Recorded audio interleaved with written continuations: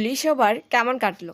খেলবো হোলি, রং দেব না তাই কখনো ভাই, এসো এসো বাইরে এসো, এসো গো, এসো এসো বাইরে এসো, ভয় পেও না ভাই, এসেছে হোলি এসেছে। সঙ্গে থাকুন, সঙ্গে থাকুন। হ্যালো গাইস, এখন আমরা দুজন মিলে যাচ্ছি জুইকে আবির মাখাতে। আখিকে মাখাই নাই কারণ সে এখন প্রাইভেটে যাবে। দেখুন আমি জুইকে কিভাবে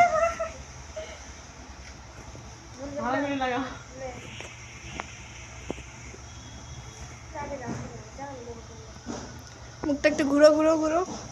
ভয় নাই।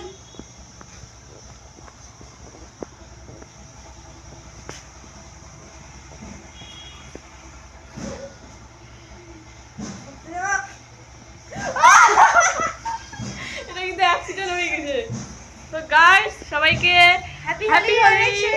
অনেক অনেক শুভেচ্ছা। আখিকে কেন লাগাও নাকি? আমাদের সাথে থাকুন গাইস, আমি প্রাইভেট থেকে আসে অবশ্যই সবাইকে লাগিয়ে দিয়ে বেড়াবো। আরে খেলবো হোলি তোমার সাথে, খেলবো হোলি, রং দেব না তাই কখনো ভাই, এসো এসো বাইরে এসো, এসো গো। আমি খেলতে যাচ্ছি হোলি। আর আমাদের ছাগলটা এসেছে ঘাস, মানে কি বলবো, মানুষের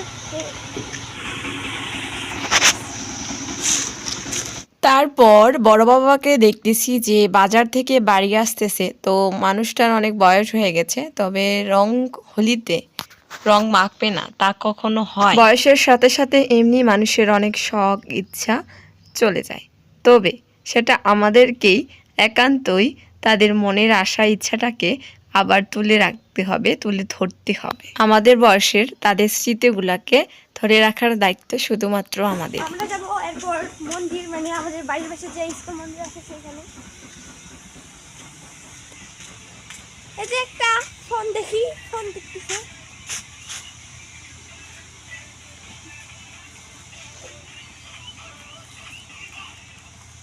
ছবি ছাড়লো। তারপর আবার সেই দাদুকে দেখা, তো দাদুকে লাগাবো না তা কখনো হয়। বোন এদিকে লাগাচ্ছে আর আমি এদিকে ভিডিও শ্যুট করে দিলাম যেন স্মৃতি হয়ে থাকে। বিয়ে হওয়ার সাথে সাথে গাছ ছড়াও খুলে দিলাম। ডিভোর্স হয়ে গেছে আমাদের, ডিভোর্স। এরকম বিয়ে চাই না আমি।